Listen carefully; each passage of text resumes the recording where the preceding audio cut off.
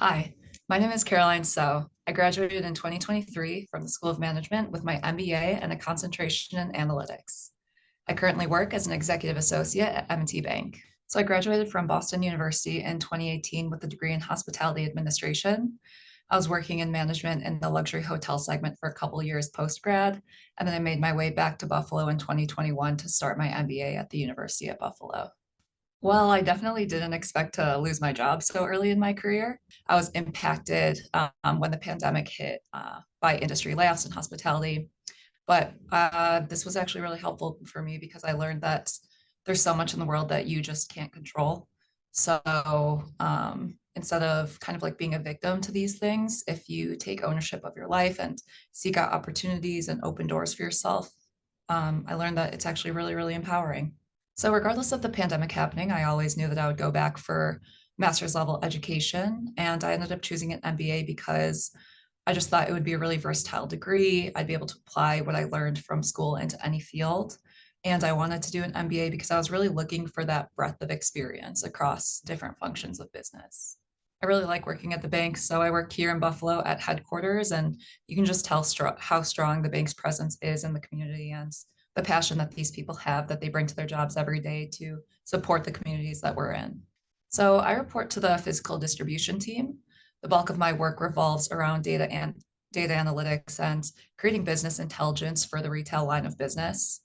I leverage data and I gather insights to produce learnings that I later present to leadership to make recommendations about our strategy.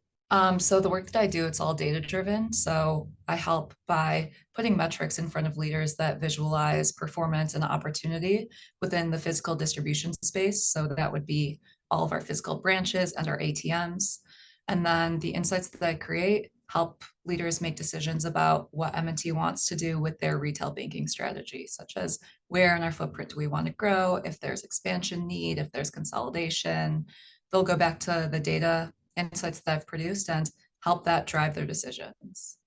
So I've learned that being able to influence others is extremely powerful. Like all the work that I do, it's creating data and I can come up with these great recommendations. But if I'm not able to like transfer these black and white numbers into a convincing story that conveys to leadership how important these recommendations are, then it's almost like the output of the work that I'm doing isn't important if I can't create that buy-in around it.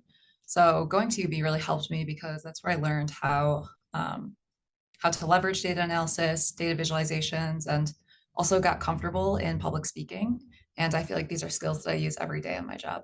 I definitely think that my role as president of the Graduate Management Association has helped me a lot, especially in just learning how to proactively show up as a leader instead of sitting passively as a silent follower. So if I'm ever leading a team meeting, that means I'm always going to come with an agenda, try and lead with action items, and make sure everybody knows what their next steps are. If I'm sitting in on a call where I'm not leading this body of work or I'm not a subject matter expert, it still prepared me by learning to listen, understand the business requirements so that I can later ask questions and find the way that I can participate. So the project work for my analytics courses at UB, I think they were intentionally made to be ambiguous because learning to work with imperfect data sets and just learning how to navigate ambiguity is incredibly important when you move from classroom theory into practical real world problem solving. It's really challenging to navigate that unknown space, but once you start learning to overcome the unknown and strive for progress instead of perfection in bodies of work, I feel like that's when I've started to make more impact in the work that I've been doing. Um, Learning to adapt an agile methodology, working in sprints, and iterate as I go has also been really helpful in this process. Honestly, I would just say you just have to do your best. I know how daunting it can be to be in the job market and applying, and you see all these credentials like you need X amount of years of work experience and all these relevant skills.